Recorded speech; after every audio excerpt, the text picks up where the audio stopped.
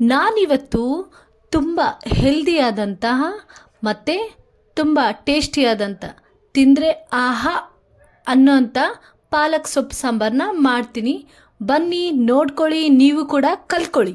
Friends ಬನ್ನಿ, ಈ ಪಾಲಕ್ ಸೊಪ್ಪು ಸಾಂಬಾರು ಮಾಡಲು ಬೇಕಾದಂಥ ಇಂಗ್ರೀಡಿಯೆಂಟ್ಸ್ನ ನೋಡ್ಕೊಂಬರೋಣ. 1 ಕಪ್ಪಷ್ಟು ಬೇಳೆ, ತೊಗರೆಬೇಳೆ, ಮತ್ತು ಪಾಲಕ್ಕು 1 ಕಟ್ಟಷ್ಟು ಪಾಲಕ್ಕು, ಸ್ವಲ್ಪ ಮೆಂತ್ಯ ಸೊಪ್ಪು, ಹುಣಸೆ ಹಣ್ಣನ್ನು ನೆನೆ ಇಟ್ಟಿದ್ದೀನಿ, ಮತ್ತು 1 ಆಲೂಗಡ್ಡೆ, 1 ಕ್ಯಾರೆಟ್ನ ಸಣ್ಣಗೆ ಹೆಚ್ಚಿಬಿಟ್ಟು ಇಟ್ಕೊಂಡಿದ್ದೀನಿ, 1 ಟೊಮೊಟೊನ ತುಂಬ ಚಿಕ್ಕದಾಗಿ ಕಟ್ ಮಾಡಿಟ್ಟು ಇಟ್ಕೊಂಡಿರೋದು, 3 ಮೆಣಸಿಕಾಯಿ ಖಾರ ಇಲ್ಲ ಹಾಗಾಗಿ 3 ಹಸಿಮೆಣಸಿಕಾಯಿ ತೊಗೊಂಡಿದ್ದೀನಿ, ಸ್ವಲ್ಪ ಕೊತ್ತಂಬರಿ, ಮತ್ತು ಅರಿಶಿನ, ಸಾಂಬಾರು ಪೌಡು, ಅರಿಶಿನ, ಜೀರಿಗೆ, ಒಣಮೆಣಸಿನ್ಕಾಯಿ, ಬೆಳ್ಳುಳ್ಳಿ, ನಮ್ಮ ಕರಿಬೇವು, ಜೀರಿಗೆ, ಸಾಸಿವೆ ಇವನ್ನೆಲ್ಲ ತೊಗೊಂಬಿಟ್ಟು ಹೇಗೆ ಮಾಡೋದು ಅಂತ ನೋಡ್ಕೊಂಬಿಡೋಣ ಬನ್ನಿ.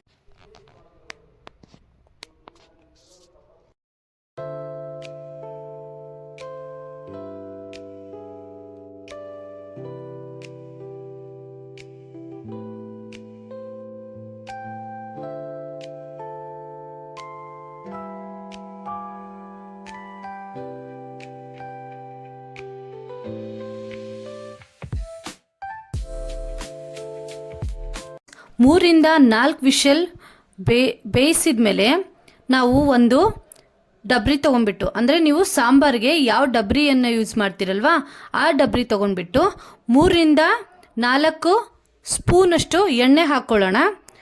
ನಂತರ ಸಾಸಿವೆನ ಹಾಕ್ಕೊಳ್ಳೋಣ.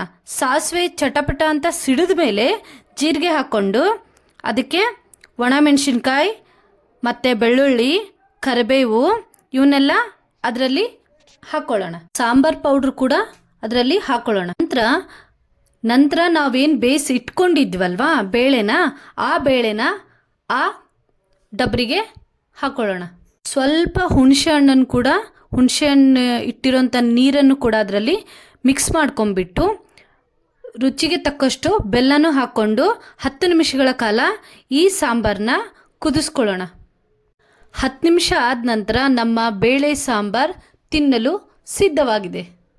ಬನ್ನಿ ಫ್ರೆಂಡ್ಸ್, ನೀವು ಈ ಸಾಂಬಾರನ್ನ ನಿಮ್ಮ ಮನೆಯಲ್ಲಿ ಮಾಡಿ ನೋಡಿ, ರುಚಿ ನೋಡಿ ಕಮೆಂಟ್ ಮಾಡಿ.